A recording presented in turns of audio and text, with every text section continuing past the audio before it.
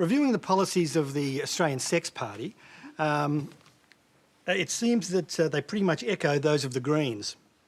I can see no specific policies that will get me more sex.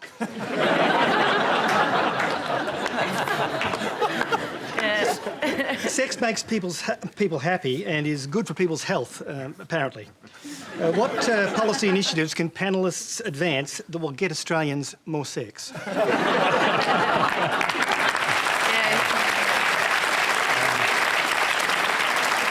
Now, Fiona, it may be a bit unfair, but this is your specialist area, so I'll start with you. I actually, strangely enough, have been asked that. You know, a few people said, will you make it compulsory? And I'm sorry to some members of the audience, no, we won't. Yeah.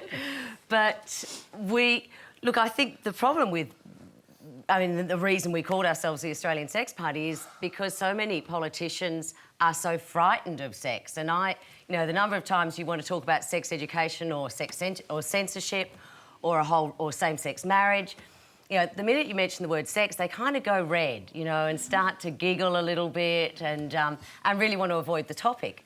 So we would say that by having someone like the Australian Sex Party who can put forward positions on sex education, it's just inevitable, that we get that giggle. But we can put forward positions on things like sex education, on same-sex marriage, on internet censorship or on censorship in general, on things like, sex and disability, sex and the elderly, sex discrimination, that hopefully, if we keep saying it enough times, you might not get more of it, but hopefully people will be more comfortable with those issues. Mungo, MacCallum, sex makes people happy and is good for people's health.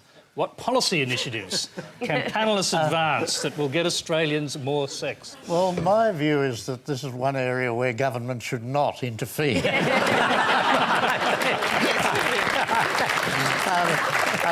The problem is, of course, that government does interfere. Government that puts all sorts of prohibitions of the kind that Fiona's been discussing on the kinds of sex one can have, the times when one can have it, the varieties of sex one can read about, look at, etc. So my own feeling is that the less government has to do with it, the better. And if government gets its paws off the subject, then more sex will follow more or less automatically. And a bloody good thing too.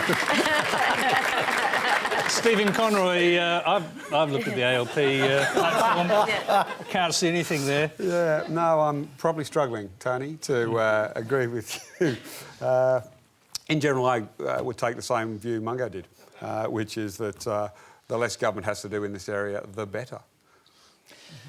Sophie, Mirabella, because I think it's actually worth coming to you because I seem to remember Peter Costello had a plan to somehow institute more sex to create more children. Well, I'm living the dream, Tony, what can I say? Well, I can't give the gentleman any specific advice because I'm only sort of interested in the sex with my own husband, so I can't really, and I'm not an expert to give you advice, but and being a politician, I don't think I'm expected to. No, fair enough. Rob Oakeshott. Think of what you could have achieved in those backroom deals. A regional sex plan, perhaps. Yeah, look, I'm a bit like Sophie in that I'm dealing with the consequences. I've got a fourth child due this week, so I'll give you the other side of the equation. But I tried to get a group hug going there, and that was probably as close as anyone wants politicians to get in regards to sex and policy. They make it sound such fun. This is Q&A, the live and sexy show where you ask the questions. Go to our website to find out how to ask a question on the web or a video.